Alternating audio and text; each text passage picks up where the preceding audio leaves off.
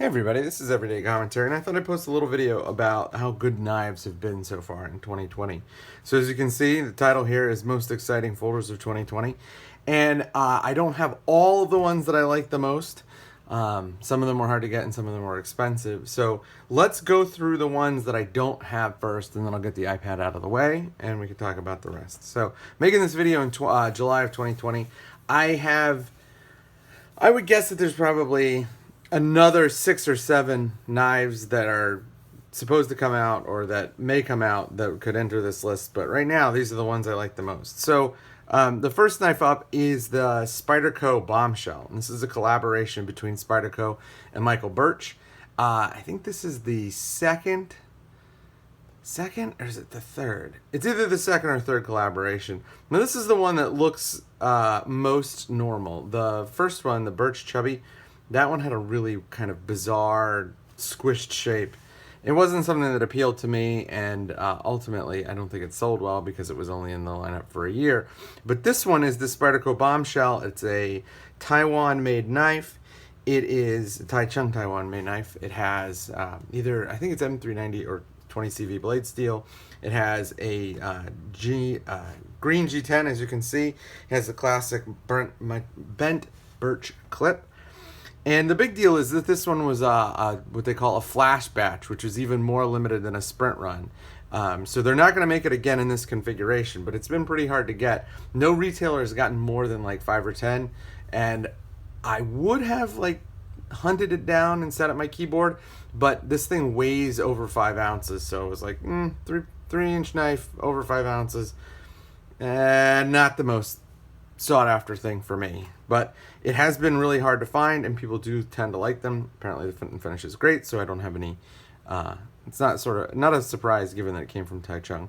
The next knife on here is the Sebenza 31. This is a brand new knife that came out this year. It is not that different than the regular Sebenza 21, which is why, again, it's not on my desk or on my, it's actually my workbench. It's not on my workbench because it's not something that really compelled me to buy it. And I'm going to get into the ones that I did buy in a minute and why I bought them over the ones that I didn't buy. The big deal for me is the fact that it has a new shape to the inlay. It's a bigger inlay. I really wish they would have just done the whole thing as an inlay, but then, I don't know. It's just one of those things. It's a nice looking knife. It's just not new enough or different enough for me. The next one on the list is the Benchmade the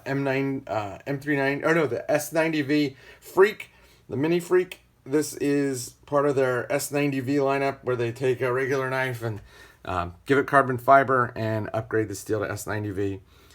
This is a nice looking knife. It reminds me a lot of the Hogue Ritter, the Mini Ritter, because of the blade shape. It sort of has that the thumb ramp that the Mini Ritter does. And overall, it looks pretty good. Not sure if I would go out of my way to buy this, especially because you can get a thumb hole mini grip on the Benchmade site with S90V for less money. So I'm not exactly sure what you're paying for here. Maybe the red thumb stud, but that's not compelling to me, which is why it's not on the table. And then this is the ProTech Malibu, a flipper with a button lock. That combination always does well. There's no reason I don't have this on the table. Just haven't had enough money to buy every knife I want, which is, probably a good thing. But those are the ones that I think should be on here if I had like an infinite amount of money. But as of right now, these are the ones that I've stuck to. And I have on the table 7 knives, and each one of these is different. Compelled me to buy it for different reasons, and I really like each one of these. So the only one that I did not buy on this table is this one. This is the Knives Banter. It was sent to me by Ben for review, and a review will be coming out in probably 2 weeks. This is a really excellent knife. It's from Knives. It runs S35V in steel. It's very simple, very pocket friendly. Got a great over-the-carry pocket, deep carry pocket clip. Not much to say about this knife. It's pretty plain, but it's also just really simple and good. So that's definitely on the list.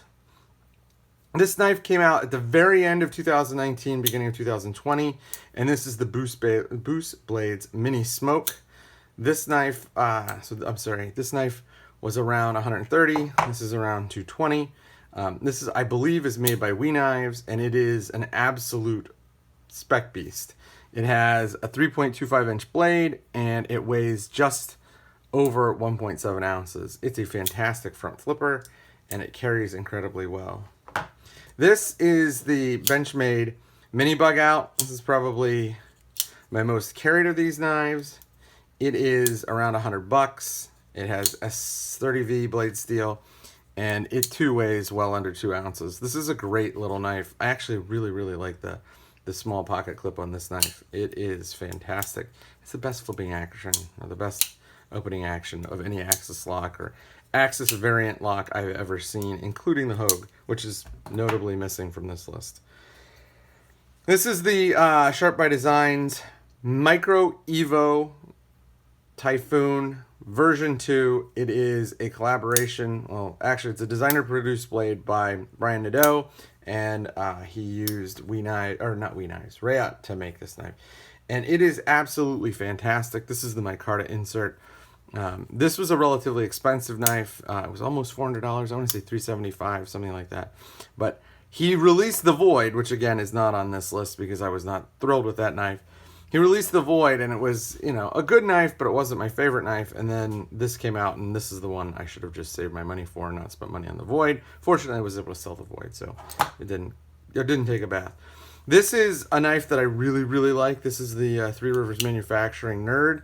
It is a superb knife. It is a great knife to carry because it is so light. Again, under 2 ounces, over the top pocket clip, slides into the pocket. It's running 20 CV steel. As you can see, it is super mega thinly ground, and it has the logo as their opening method, which I think is a clever touch.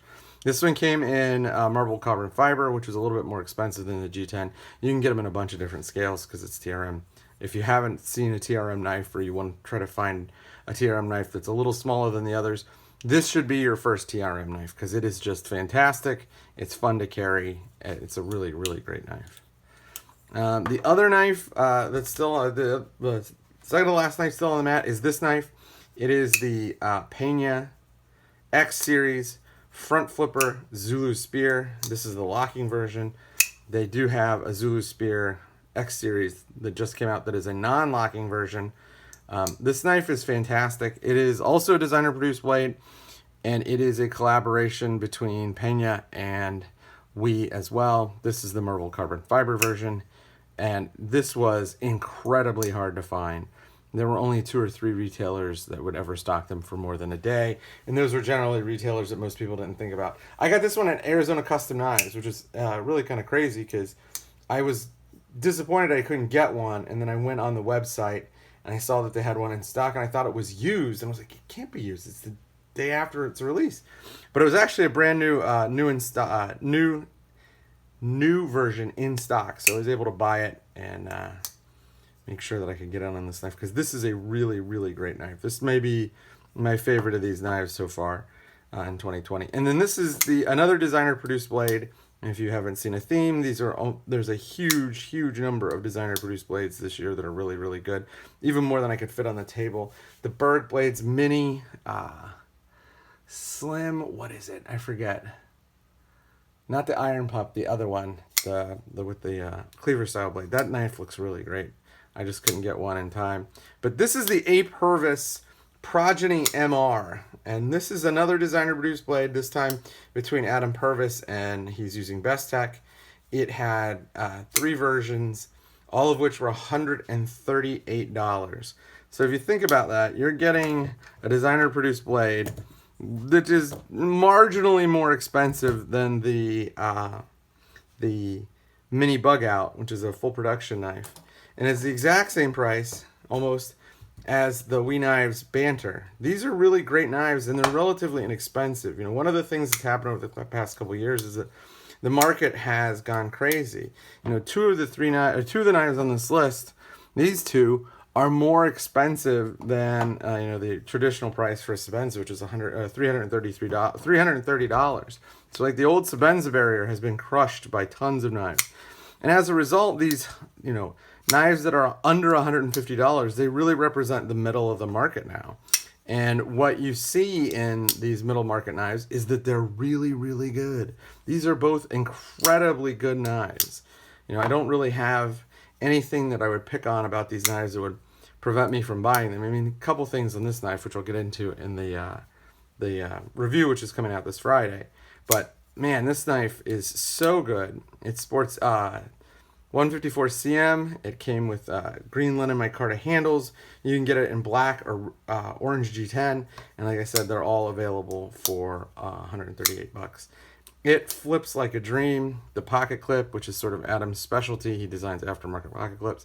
This pocket clip is fantastic. It might be the best sculpted titanium clip I've ever had, although this one's pretty good too. So far 2020 has been a terrible year for everything but folding knives, and these are some of my favorites. Most of them have reviews or video overviews up on the channel, and the ones that don't will have them soon. Thanks for tuning in.